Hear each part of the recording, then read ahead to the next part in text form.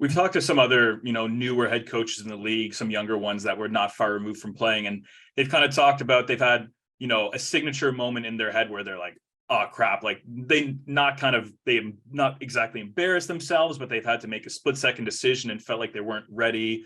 Did you ever have a moment, early in your coaching career where you felt a bit overwhelmed?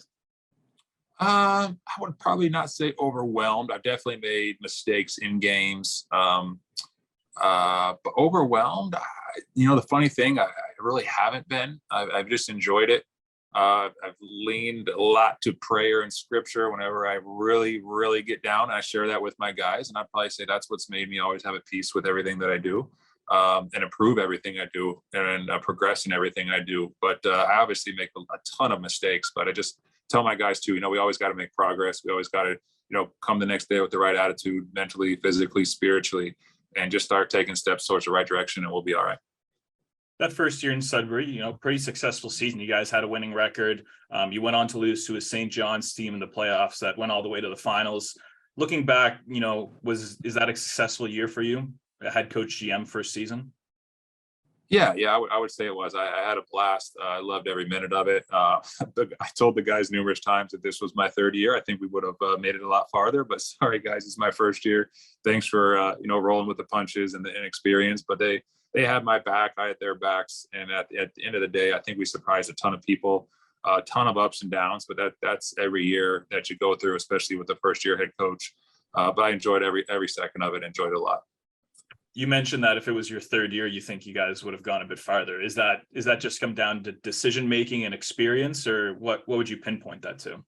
Yeah, player management, decision making, experience, just getting better at the end of the day. Because sometimes it's tough to make decisions that you don't know what the outcome is, but when you've seen it happen numerous times, you kind of get a better feel for the game or a better feel for the experience, and just helps you make the right choice for the team.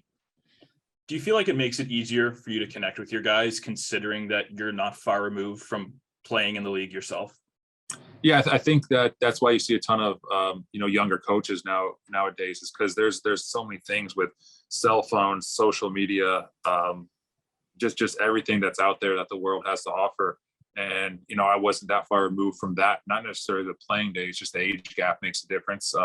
This is the first year I actually have anybody older than me that I've coached. I kind of always had a rule that my players have got to be younger than me, but I got one player that's older than me.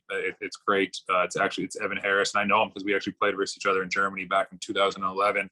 So I know him. He's a great guy. But at the end of the day, I think it just comes down to relating what they go through, because times are changing so fast nowadays. And although we'll never know exactly what everybody's going through, it's just I can be a little bit closer in relationship with them, and always look out for them and take care of them. When it comes to your general manager duties, I know it's one of those jobs where lots of people at home like to think that they'd be so great at it, whether it's from managing their fantasy team or building their team on 2K. What are some of the things you've enjoyed about that position, and what are some of the challenges that you faced?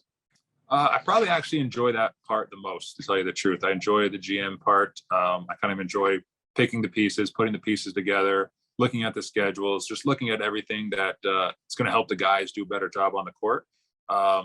So I'm probably more comfortable in that role. I know it sounds weird, but I really enjoy that role better. The coaching part I love as well. But the GM, it's tough because you got to try to take emotion out of some decisions. You got to do what's best for the team, and what's best for the guys at that time, and also give them hope for what's coming in the future, whether it's making roster moves, whether it's schedule changes, whether it's game time decisions, or getting things ready for the guys.